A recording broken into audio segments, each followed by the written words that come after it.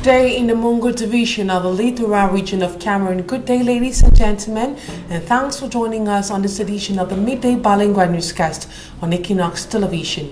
The first part of the news will be in the French language with you, Julienne Bepesai. Good day to you, Julienne. Good day, Immaculée Forqué, mesdames et messieurs. Bon après-midi à tous. Bienvenue aux 12h sur Equinox Télévision. Aménagement des drains dans la ville de Loum. Les populations dénoncent des lenteurs observées dans l'exécution des travaux. Elles ont manifesté leur ras-le-bol après les pluies diluviennes qui se sont abattues récemment dans la ville. D'autres précisions dans ce reportage de Kedjara et Jacques Nomolon. C'est des riverains en colère du quartier Ngodi 2 et ses environs qui ont bloqué l'entrée principale de leur ville dans l'arrondissement de Loum.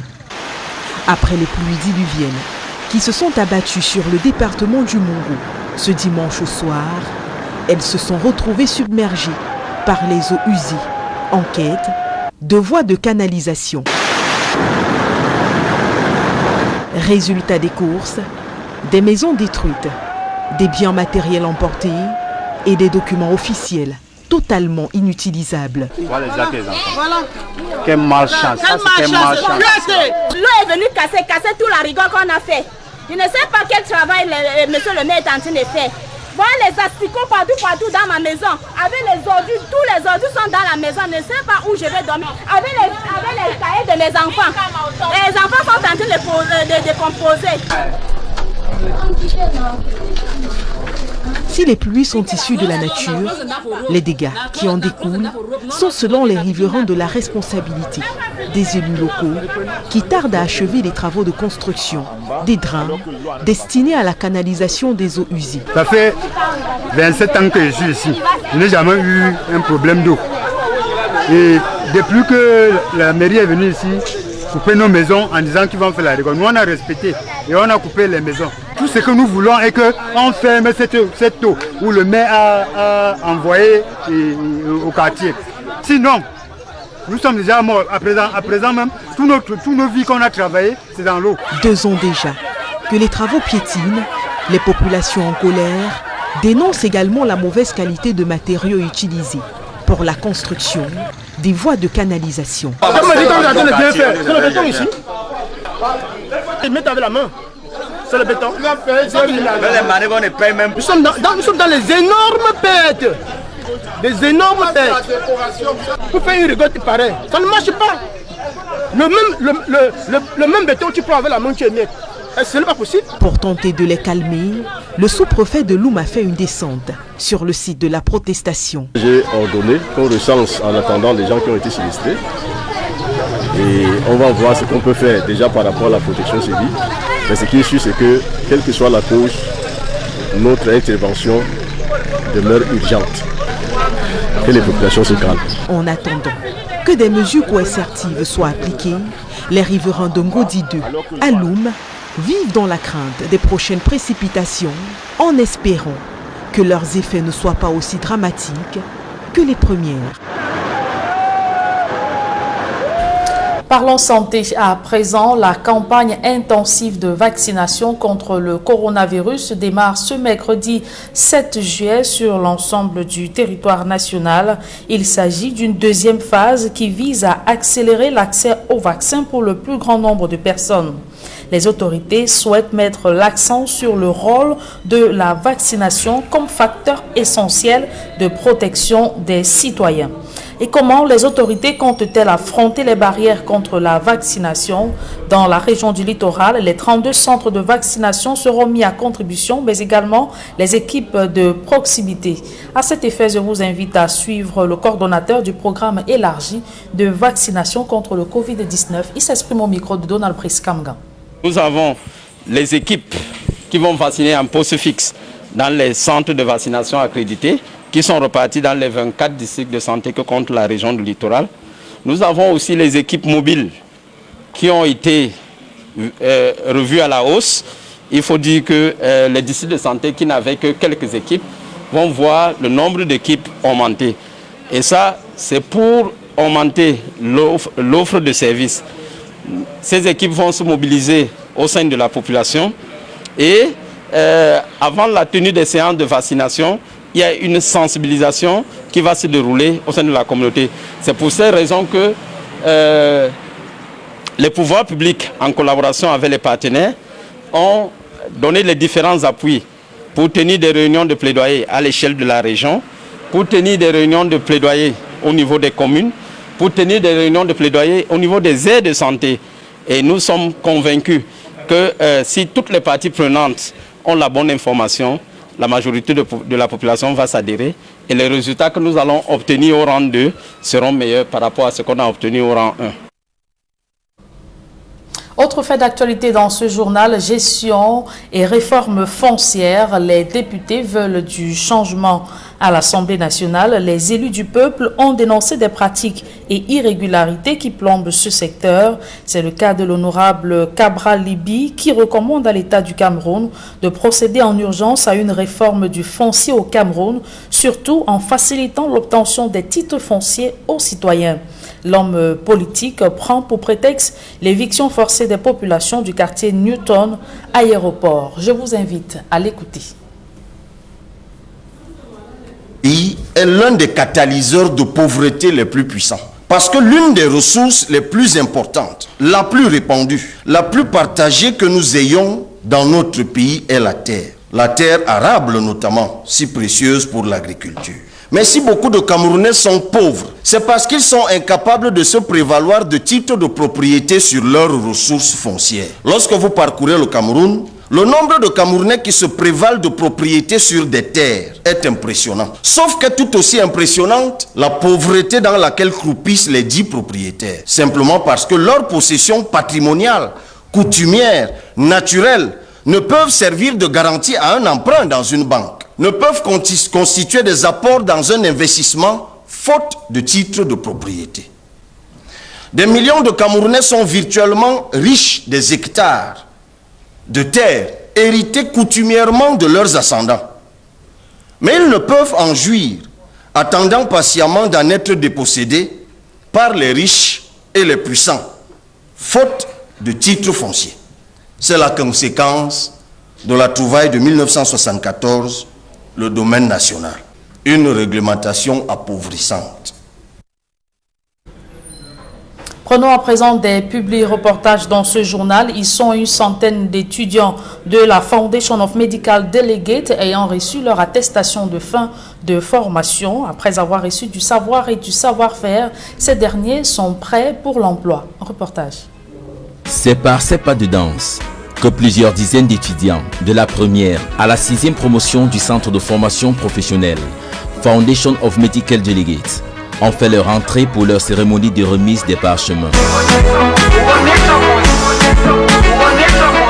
Placé sous le haut patronage du gouverneur de la région du littoral, ici représenté par l'inspecteur général des services du gouverneur, cette cérémonie de remise solennelle des diplômes a permis à FMD d'une formation un emploi. Une formation un emploi, ça va du fait que la FMD, depuis la première promotion jusqu'à aujourd'hui où nous célébrons 6 promotions, toutes ces promotions sont formées et sont insérées dans le monde professionnel.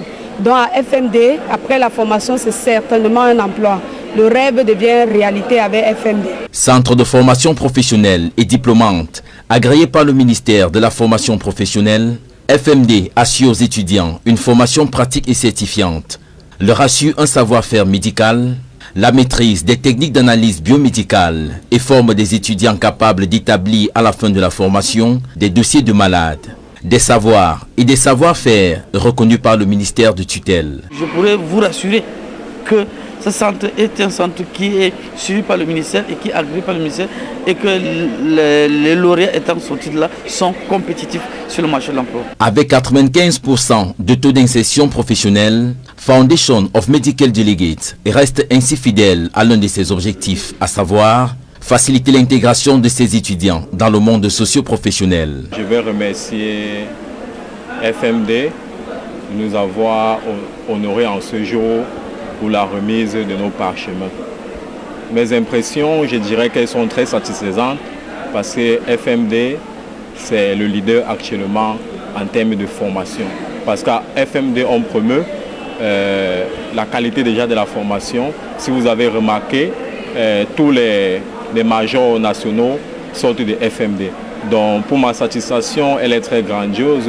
Ça nous ouvre comme ça un pas vers le monde professionnel. En dehors des lauréats, FMD, qui a toujours obtenu 100% de taux de réussite à l'examen national depuis 2017, a aussi primé ses meilleurs enseignants, maillon essentiel dans la qualité de la formation des étudiants. Je suis fière et je suis très honorée.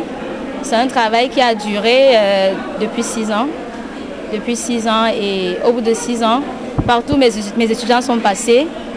Vraiment, c'était des références en pharmacologie puisque la pharmaco, c'est la base même de leur enseignement. Donc, s'ils sont déjà recommandés dans des laboratoires, ça veut dire que l'enseignant même a travaillé. Donc, merci, je me sens honorée. Et merci encore aux apprenants qui m'honorent dans leur formation, dans leur laboratoire. Situé à Fin-Barrière et Sec à Douala, FMD assure une formation bilingue en cours du jour et cours du soir pour les délégués médicaux, les auxiliaires de pharmacie, les secrétaires médicaux, les techniciens de laboratoire et les aides chimistes biologistes. Ne traînez plus la patte parce qu'il y a encore de la place pour tout le monde à FMD. Nous voulons transformer les rêves en réalité de chaque jeune Camerounais diplômé ayant minimum un probatoire et jusqu'au bac plus 2 pour les filières déléguées médicales et auxiliaires de pharmacie. La prochaine rentrée est lancée en septembre et nous attendons massivement les étudiants pour leur offrir une formation qui leur permettra de s'insérer dans le monde professionnel. La qualité de cette cérémonie, riche en sons et en couleurs, a davantage été rehaussée avec la participation des partenaires privilégiés, les brasseries du Cameroun et l'entreprise Chococam, qui a d'ailleurs primé chacun des lauréats et les meilleurs enseignants de FMD. Pour FMD! Et le groupe scolaire bilingue La Référence Lagmago célèbre l'excellence scolaire. Des lots et prix divers ont été offerts aux meilleurs élèves qui se sont démarqués tout au long de l'année scolaire. Reportage.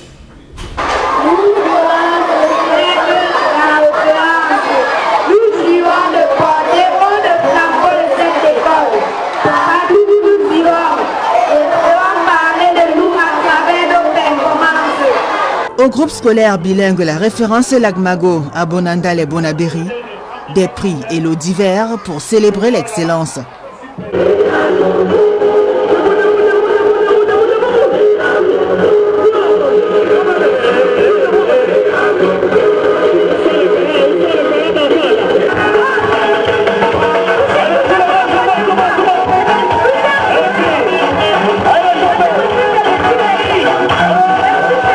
Dans une ambiance de grand jour, les élèves de cette école communient avec leurs enseignants et leurs parents, tous réunis pour fêter les performances académiques avec un taux de réussite évalué à 98,3%. Nous avons par exemple présenté 27 élèves au concours au Common Entrance. Ça, c'est les élèves de classistes au Common Entrance. Tous ont été reçus en lycée et au terme des résultats de l'interview, les 27 ont également été reçus. Nous avons eu 8 élèves qui ont eu la moyenne supérieure à 18, 5 qui ont eu une moyenne supérieure à 17 de moyenne, 8 qui ont eu une moyenne supérieure à 16 de moyenne, 4 qui ont eu une moyenne supérieure à 14. Donc le dernier de la classe chez nous a eu 14,60. Du côté francophone, nous avons présenté 16 élèves et 10 au lycée bilingue de Sodiko. Et pour la 3e fois consécutive, nous, le major du centre du lycée bilingue de Sodiko vient toujours de la référence Lagmago. Nous avons également présenté 4 candidats au lycée bilingue de Bonabéry. Non seulement les 4 ont été reçus, mais le 3e du centre, sur 1000 candidats, vient de la référence Lagmago avec une moyenne de 17,20 sur 20. Et le 9e également du centre du lycée bilingue de Bonabéry, qui vient également de la référence Lagmago avec une moyenne de 16,50. Nous travaillons vraiment au quotidien. À la référence Lagmago, il n'y a pas de magie, il n'y a que le travail. De la maternelle bilingue au primaire, les jeunes apprenants présentent leur savoir-faire à l'assistance.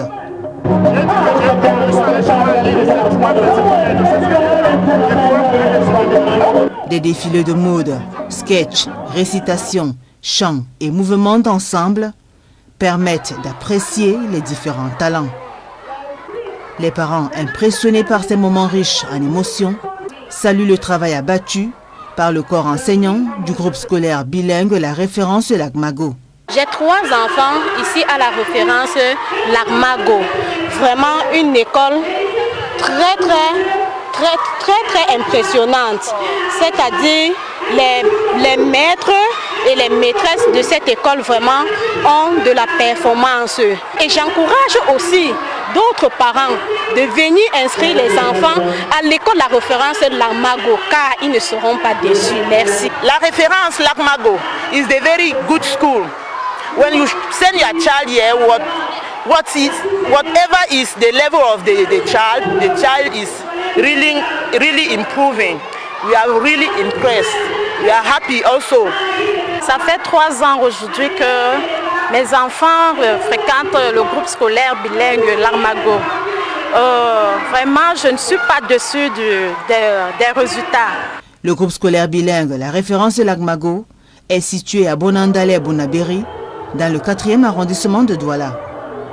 Les cours de vacances débutent le 19 juillet prochain et se terminent le 20 août 2021. Ils sont gratuits et ouverts à tous les élèves désireux d'y participer. Les inscriptions pour le compte de l'année scolaire 2021-2022 commencent ce 5 juillet et se tiennent du lundi à samedi de 8h à 16h. La suite de ce journal est en langue anglaise avec vous, Immaculate Forgwe. Good day once again. Once more, good day to you, Julian, and to you, ladies and gentlemen. Thanks for staying with us on the second segment of the news. 4 alleged bandits have been arrested by security elements in Marwa, Far North region. The bandits, aged 18 to 21, are said to have assassinated several persons since they began their operation in the year 2005. More with Fomi Armstrong Sanda. Dangwa Jakbe alias TDT considers assassination as his profession, which he has been practicing since 2005. 20 years old and arrested for assassination. Dangwang Jakbe is part of a gang of 4 that has fallen into the drag net of security officials of the Marwa Central Police Station in the Far North region of Cameroon. Specialized in assassination and motorbike theft, Dangwang Jakbe and 2 of his accomplices seen here will kill their victims before taking away their motorcycles. At the time of their arrest, Dangwang Jakbe, 20 years old, Belbara Roland alias Bele, 21 years old, and Jean-Pierre Couli, 18 years old, were in possession of 4 stolen motorcycles. The last 2 were stolen from a rider aged 20 and another aged 30 in Marwa. The victims were also assassinated, according to the hoodlums. On travaille au chantier ensemble. Et on travaille au chantier ensemble. Des fois on buvait le vin ensemble. While they were presented to the public in Marwa, one of them, Belbala Roland, denied being a member of the gang. Their arrest was thanks to a joint operation of the Judicial Police, the EC, and the Marwa Central Police Station. Meantime, a traditional ruler and council authorities of the Kongsamba 3 Council have condemned the vandalization of their edifice.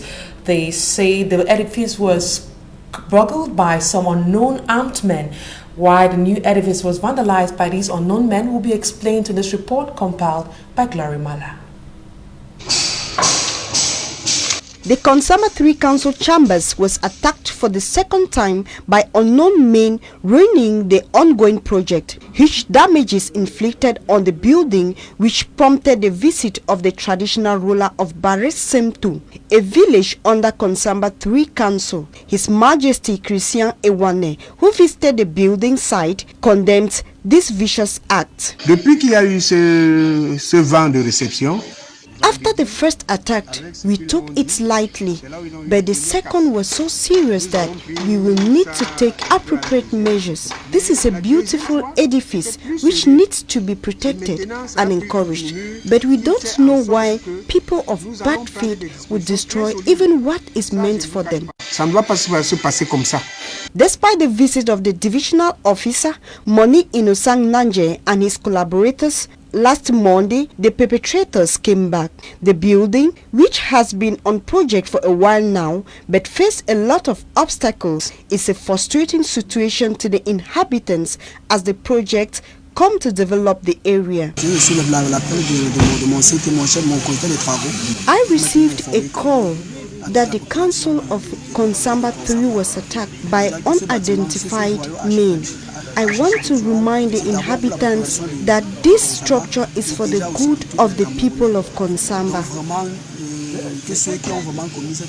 The mayor and his collaborators think that it is politically masterminded by her detractors to discredit her works. The mayor, however, is not ready to give up. I can't get discouraged. I am determined to complete this project, and I assure you that this will be done by August. Début du mois d'août, nous allons occuper ce bâtiment. C'est purement politique, mais nous cachons pas, nous voyons pas les yeux. It is purely political, but it is not supposed to be because this is the people's heritage. One will think the individuals are coming to steal, but unfortunately it is not furnished, which implies that this is an act of jealousy. Meanwhile, investigations are open so that perpetrators will be brought to justice. Something else, 3 Christians of a church called Miracle International Center in Limbe in the southwest region of Cameroon, who were arrested by some unknown armed men, have been released. They were kidnapped after a land dispute between the church and a neighboring village. The senior pastor of that church shed more light on why his Christians were arrested. Take a listen to Today we had our normal church, but between 12:45 and 1 p.m. The driver loaded the first set. As he just left the church building, just about 50 meters, they noticed stones on the road. So with their pure mind, they went down to remove the stones, and just about some few seconds, unknown gunmen just appeared and took the driver out. From what I gathered from what I was trying to negotiate for their release, that they were targeting me, but unfortunately they got the driver, and the driver, one pastor and one usher. The truth is that we had land dispute in that area. Police were around. From what the guy told me, that it was the opposite side I had land dispute with them, who came and reported me to them.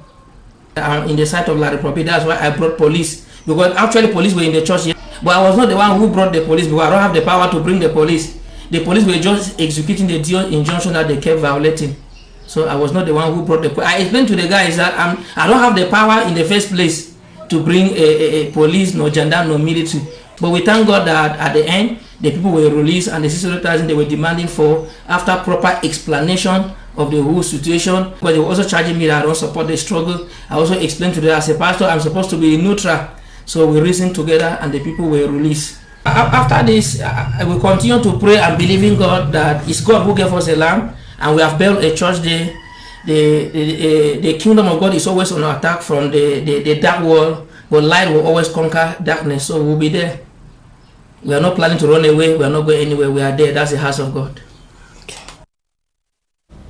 Right now, I'm going to be taking you to a locality known as Lum in the Mungo division, where locals took to the streets protesting against the construction of poor drainage systems by council authorities. According to them, the situation has caused them to experience enormous material damages due to the floods experienced in that locality. More with Charles Ikome. Inhabitants of the Ngodi-2 neighborhood in Lum, Mungo division of the littoral region, are decrying enormous material losses due to floods which have destroyed their homes. Some locals blame administrative authorities to being the cause of the floods because the drainage patterns and gutters put in place by council authorities were poorly constructed. I'm very angry due to the water that they have directed from the road there. It has come and it has destroyed everything, destroyed even the houses of people. Look at the documents. My documents of farms, the birth certificate of the children. I'm even angry up to a level that I cannot even speak. I'm even angry. I'm too much angry. I cannot say anything. All I want to say is that they should direct the water where it has to go, not to come and destroy. This is the beginning of the season, the rainy season. It's too bad. When water come and destroy everything in people's houses, what do we gain? Meantime, other locals say the situation has further deepened socio-economic problems, leading to intense hardship. We don't know where we are going to live. The heavy rains have destroyed all newly constructed gutters. I don't know which type of construction work was being done by the mayor and his council workers. Look at my home. There are maggots and garbage littered all over as a result of the floods. However, the divisional officer of Loum, Pascal Zoua, descended on the field to evaluate the situation and promised to find long-lasting solutions to their problems. It is a regrettable scene to witness so many people who have lost their homes to this natural disaster. Reason why I have ordered for the identity of all inhabitants who have incurred material losses, so that we can know how to look into their respective situations. No matter the cause, I'm calling on the affected inhabitants to calm down so we can find solutions to their problems. Despite the wrath of the angry population who expressed their discontent vis-à-vis the situation, administrative authorities have promised to remedy the situation and improve the living conditions of inhabitants. We will now be taking you to a locality known as Limbe in the southwest region, where the population say they are thirsty and they are thirsty for potable water. This is a problem experienced in hinterlands and big cities where inadequate potable water supply is a major problem. We'll take you now to Limbe to show you where 3 boreholes were recently built by the Limbe Council in order to quench the thirst of the population. More with Davison Maimo. Water everywhere, but nothing to drink. This is the true picture of Limbe, a city blessed with rivers, water sources, and the Atlantic Ocean. Yet, potable drinking water scarcity is gradually and steadily increasing. Every day, the problem with all stuff here is water. There is nowhere to carry water.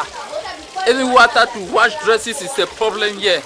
We are moving up and down looking for water.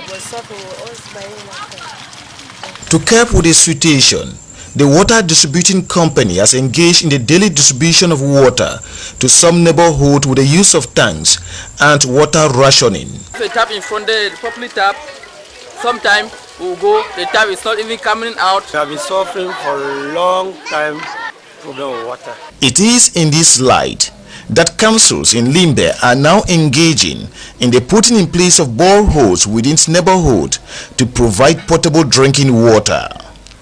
At the Mukeba Farms quarter that covers Ambas Bay, Gardens and part of Mbindi neighborhood with over 3,000 inhabitants, the populace appreciated the Limbe 1 Council to have provided a borehole to salvage the situation. For now, we solve at least 60% of our problem of water in this quarter, because we are about 3,000 inhabitants. I'm happy now with the government for what they have done. If they can continue with this spirit like this, yes, so that the other quarters should have these qualities of water. The mayor, Eposim Boye Florence, says the Limbe 1 Council intend to provide more boreholes to other neighborhoods. In my program, we have other boreholes in other quarters. I think this borehole will go a long way to salvage the situation of this water problem. Everything being equal, the people of the seaside resourcity of Limbe are looking up to the government of Cameroon to increase the volume of water supply within the city, especially as the city shall be hosting other nationals come next year for the African Cup of Nations. And that's it for this edition of the Midday Bilingual Newscast on Equinox Television. Thank you so much for your kind attention and stay blessed in the company of more programs on Equinox Television. Equally have a blessed day today. Thank you, Immaculée Forgoué. Je vous souhaite également une excellente journée. Mesdames et messieurs, merci d'avoir suivi cette édition bilingue du journal. Restez surtout scotchés sur les programmes de la meilleure des télévisions.